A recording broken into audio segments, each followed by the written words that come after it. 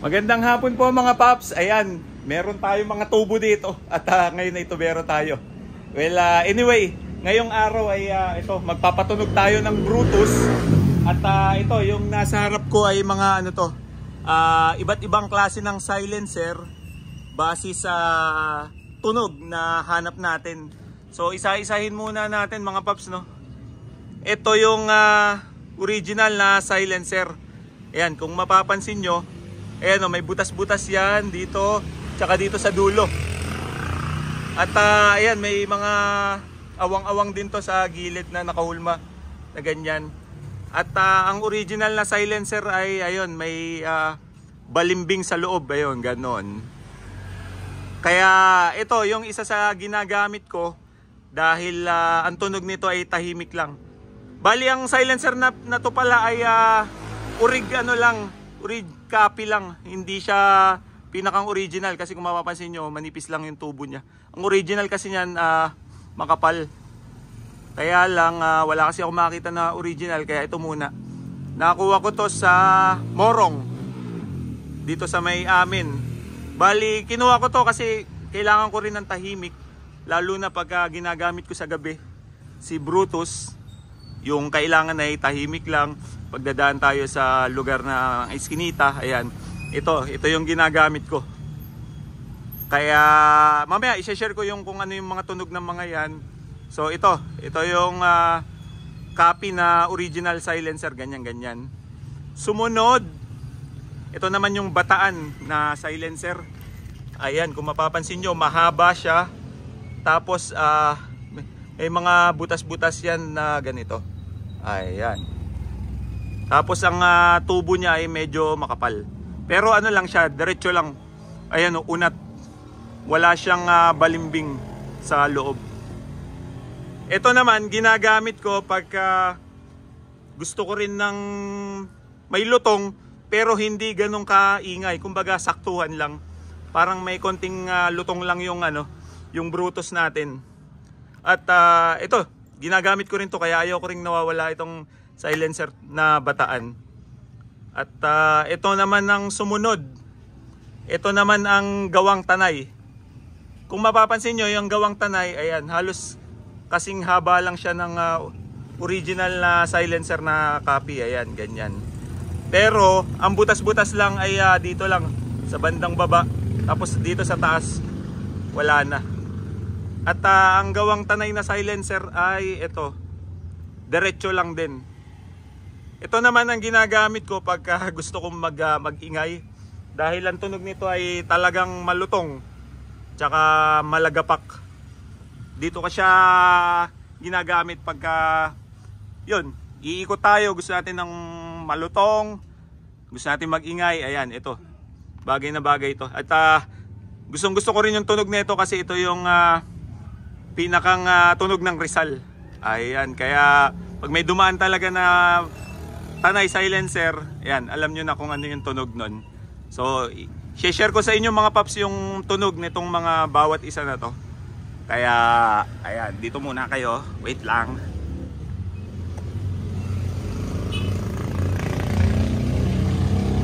Unahin natin tong yung original na silencer.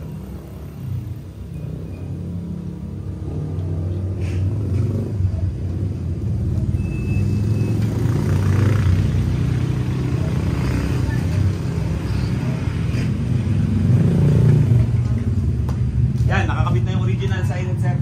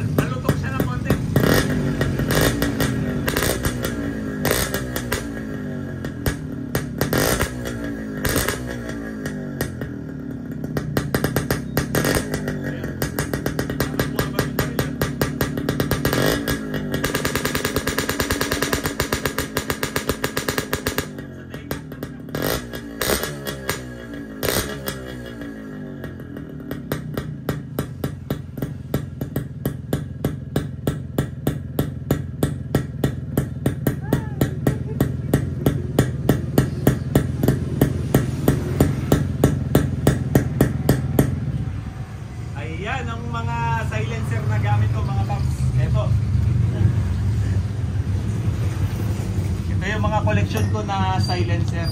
Ayan. O, di ba? Ayan, tatlong yan. Kaya nakakatuwa kasi pag sinasalpa ko yan, iba't ibang tunog, iba't ibang musika ang naririnig ko dito sa Brutus. Kaya ito yung talagang iniingatan ko na silencer yan, tatlo. Ang bore nga pala nito ay standard. Stock pa yung bore niyan, hindi pa na-re-rebore. At wala pang ginalaw sa makina niyan, stock na stock. Kaya ayun yung tunog ng tatlong to dito sa stock na Brutus. Kaya ayun mga paps, sa inyo palagay ano yung magandang tunog doon sa tatlo? Kasi sa akin pare-pare silang magkakaiba yung tunog pero alam mo yun, depende sa mood mo yung paggagamitan mo nito mga silencer. Kung gusto mo mag-ingay, ito meron tayong Tanay na napakalutong. Pag gusto mo yung swabe lang na medyo may lutong din ng konti, ito meron tayong Bataan. Ayun. At kung gusto mo tahimik lang talaga, yung parang swabe lang gagamitin mo paggabi, yung hindi medyo maingay, lalo pagdadaan ka sa mga ayun nga iskinita na na tahimik. Ayun, ginagamit ko yung stock na silencer. Pero alam ko yung tunog ng stock na silencer na original, halos same lang nitong nabili ko na na copy.